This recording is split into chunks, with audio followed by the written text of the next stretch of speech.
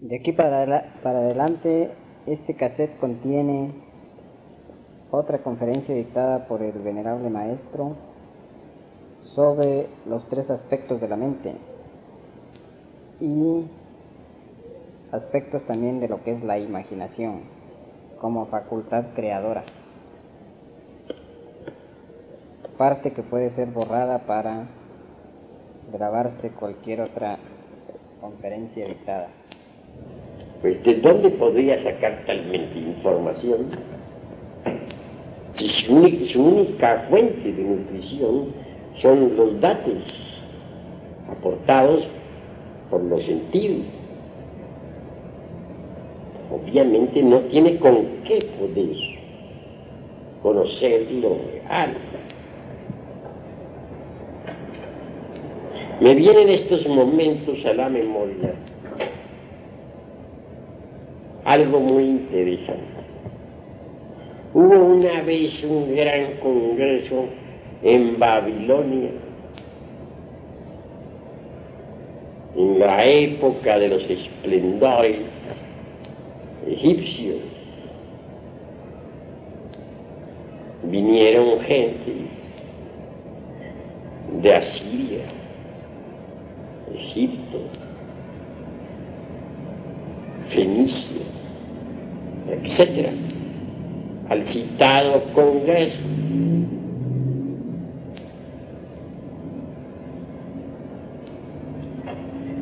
Es claro que el tema resultaba inquietante.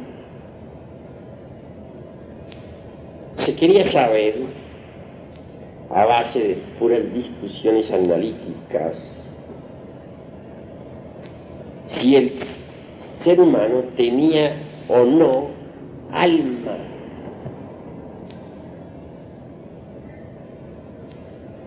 Entonces,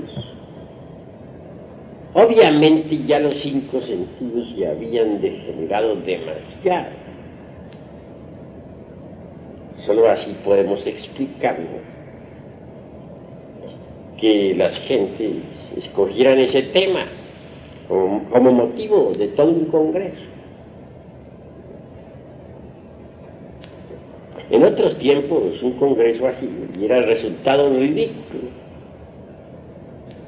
Nunca se le hubiera ocurrido a los lemures celebrar un congreso de este tipo. La gente del continente Mu le bastaba salirse del cuerpo y saber si tenía o no tenía algo. Lo hacían con una facilidad sorprendente. No estaban propiamente atrapados por el organismo físico, de manera que un tema de este tipo solamente podría ocurrirle a una humanidad ya involucionada, decadente, degenerada. Lo cierto fue que, tanto a favor como en contra de la cuestión alma, hubieron muchas discusiones. Al fin subió a la tribuna de la elocuencia un gran sabio, asirio. Ese hombre se había cultivado en Egipto, había estudiado pues los misterios, y habló con voz muy fuerte diciendo: la razón nada puede saber sobre la verdad, sobre lo real, sobre el alma, sobre lo inmortal.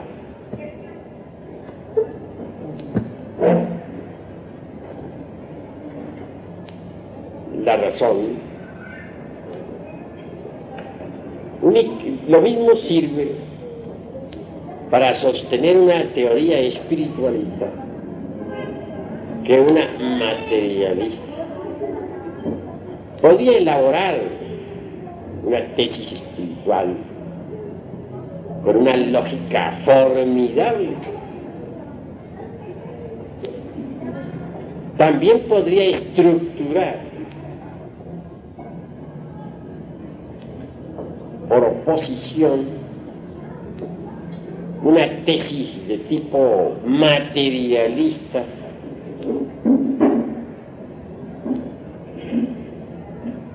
con una lógica de tipo similar, de manera pues que la razón subjetiva, sensualista, nutrida con los datos aportados por los 5 sentidos, da para todo. Puede fabricar cualquier tesis de tipo espiritualista o de tipo materialista. Entonces, no es algo en que se pueda confiar. Existe un sentido diferente, que es el sentido instintivo de la percepción de las verdades cósmicas. Es una facultad del ser. Pero la razón subjetiva por sí misma no puede verdaderamente darnos ningún dato sobre la verdad, sobre lo real. Nada puede saber la razón sensualista sobre los misterios de la vida y de la muerte. Así habló aquel sabio. Y dijo aún más: ustedes me conocen. Tengo prestigio entre ustedes. Saben muy bien que vengo de Egipto. No ignoran que mi vida ha sido de estudio. Y mi mente sensualista no podría aportar datos sobre lo real. Así habló aquel hombre. Y concluyó diciendo que ustedes no pueden saber con su racionalismo nada sobre la verdad, sobre el alma, sobre el espíritu, porque la mente racionalista no puede saber nada de esas cosas. Bueno, habló aquel hombre con mucha elocuencia y luego se retiró. Se apartó definitivamente de todo escolasticismo.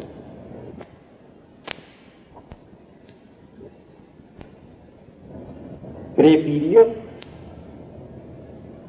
dejar a un lado el racionalismo subjetivista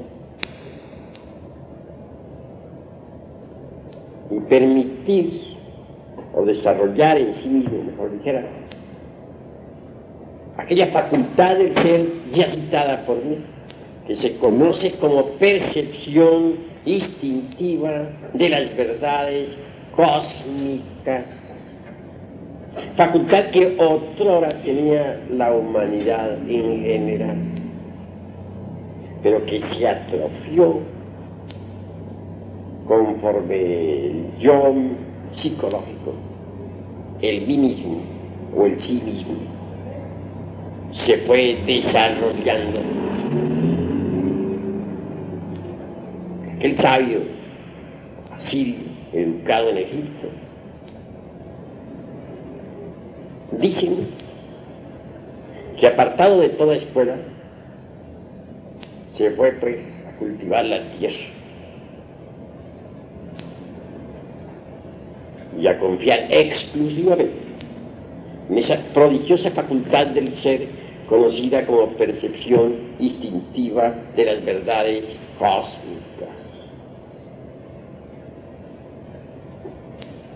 Pero vamos aún un poco más lejos. Hay una mente diferente a la mente sensual.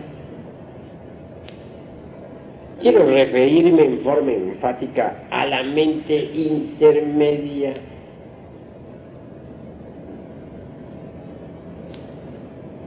En esa mente intermedia encontramos las creencias religiosas de todo tipo. Obviamente los datos aportados por las religiones, al fin y al cabo, tienen cabida en la mente intermedia.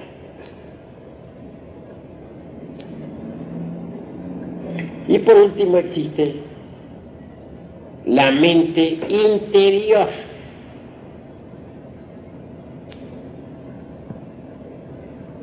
Esto es algo que debemos esclarecer. La mente interior en sí misma y por sí misma funciona exclusivamente con los datos aportados por la conciencia del ser.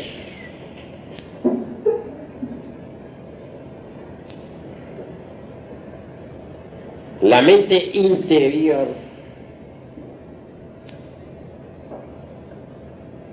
no podría jamás funcionar sin esos datos que proporciona la conciencia interior del ser. He ahí las tres mentes. La mente sensualista en el Evangelio es conocida con todas sus teorías y demás como la levadura de los saduceos. Jesús el Cristo advierte diciendo: cuidaos de la levadura de los saduceos, es decir, de las doctrinas materialistas, ateístas, como la dialéctica marxista. Ese tipo de doctrinas corresponde exactamente a la doctrina de los saduceos, de que habla el Cristo. Mas también advierte el Señor de perfección sobre la doctrina de los fariseos. Esa doctrina de los fariseos corresponde a la mente intermedia. ¿Quiénes son los fariseos? Son aquellos que asisten a sus templos o a sus escuelas o religiones o sectas, etc., para que todos los vean. Escuchan la palabra, pero no la hacen dentro de sí mismos. Son como el hombre que se mira en un espejo y da la espalda y se va. Únicamente asisten para que otros los vean.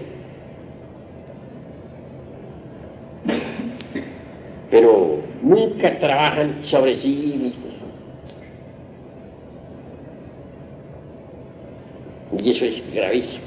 Tales gentes se contentan con las meras creencias.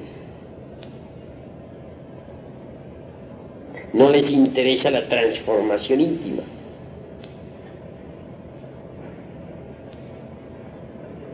Total, pierden su tiempo miserablemente y fracasan.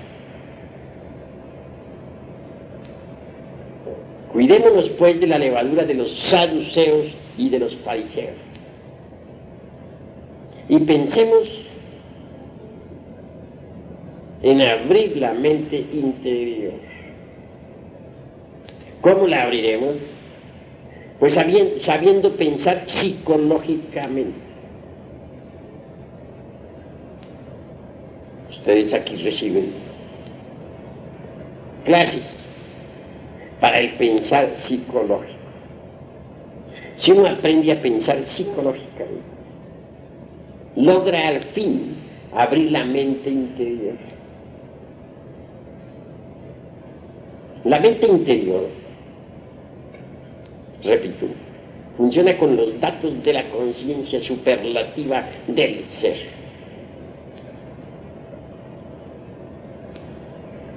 Entonces, experimenta, gracias a él, la verdad de los diversos fenómenos de la naturaleza.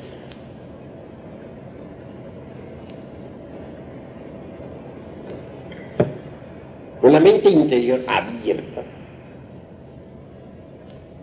podemos nosotros hablar, por ejemplo, sobre la ley del karma.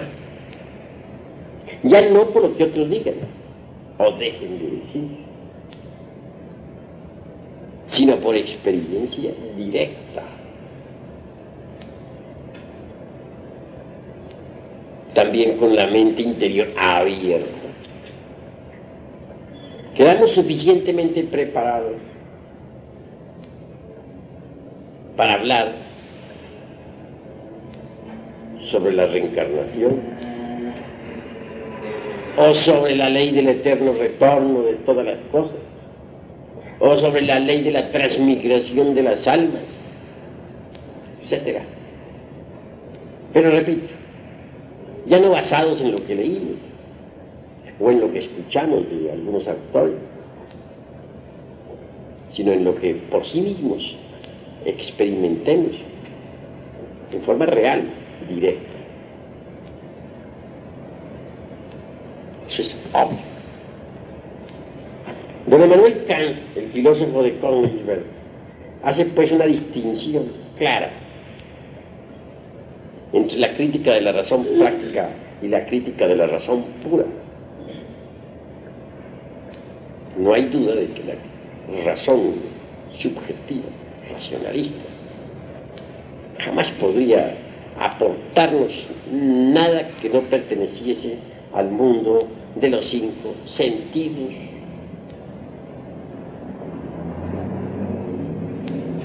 El intelecto por sí mismo es racionalista y subjetivo. Si un intelectual oye hablar un tema sobre reencarnación, sobre karma, exigirá pruebas, demostraciones, como si la razón como si las verdades que solo pueden ser percibidas por la mente interior pudiesen ser demostradas a la mente sensualista. Eso es exigir pruebas sobre eso, ¿no? En el mundo del sensorial externo equivale tanto como a exigirle a un bacteriólogo que estudie los microbios con el telescopio, o como exigirle a un astrónomo que estudie astronomía con un microscopio. Pruebas se exigen, pero las pruebas no se las puede dar a la razón subjetiva, porque la razón subjetiva o sensualista no tiene que ver nada con aquello que no pertenezca al mundo de los 5 sentidos. Y temas como el de la reencarnación, karma, la vida post-mortem, etc., son de hecho exclusividad de la mente interior, jamás de la mente sensual. A la mente interior sí se le puede demostrar, pero ante todo se exige del candidato a una demostración que haya abierto su mente interior. Si no la ha abierto, ¿cómo haríamos para hacerle una demostración de ese tipo?